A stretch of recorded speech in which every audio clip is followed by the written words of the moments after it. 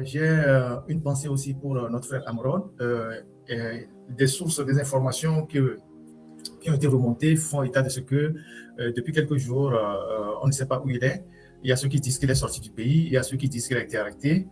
Euh, je pense que il faut qu'on fouille davantage pour savoir ce qui lui arrive, qu'est-ce qui lui arrive vraiment, parce que j'ai fait faire quelques recoupements. Euh, Selon les recoupements que j'ai faits, il n'est pas au SCRIC, il n'est pas au SCRIC, mais tout porte à croire que peut-être qu'il serait à la DPJ. Je ne confirme pas, mais lorsqu'il a été libéré suite à son arrestation, on lui a fait signer un document dans lequel il lui était interdit de prendre la parole pour s'exprimer encore sur l'actualité, donc d'avoir un droit de réserve sur l'actualité.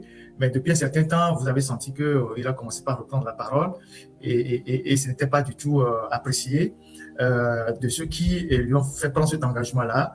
Est-ce qu'il a été enlevé? Est-ce qu'il a été arrêté? Mais je pense qu'il faut chercher beaucoup plus du côté de la DCPJ.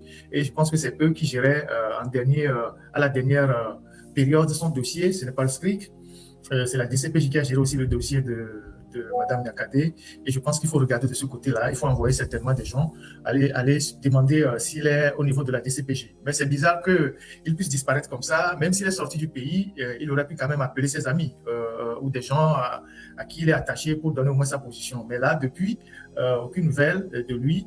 Je pense qu'il faut qu'on essaie de le localiser.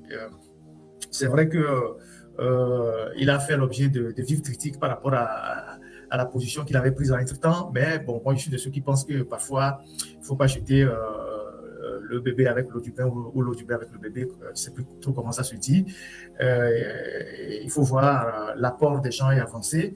Et vous savez que c'est grâce à Amron que le M66 est né. D'ailleurs, c'est lui qui a créé le M66. Contrairement à ce que tout ce que les gens ont raconté, les colporteurs de rumeurs, de fausses informations ont raconté, Amron même a eu à le dire, c'est lui qui a créé le M66. Et comme s'il était sur le territoire, il ne pouvait pas le porter.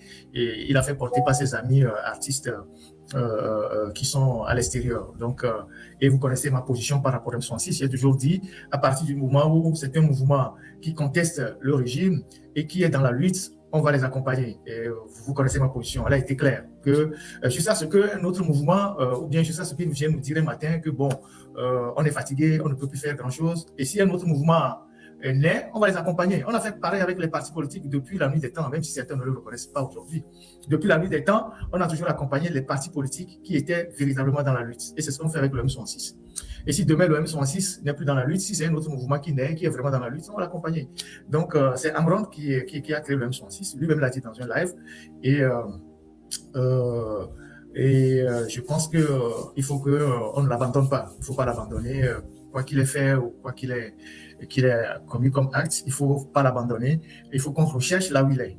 Voilà. Et donc, une pensée à lui, à sa famille, ses enfants et tout ça.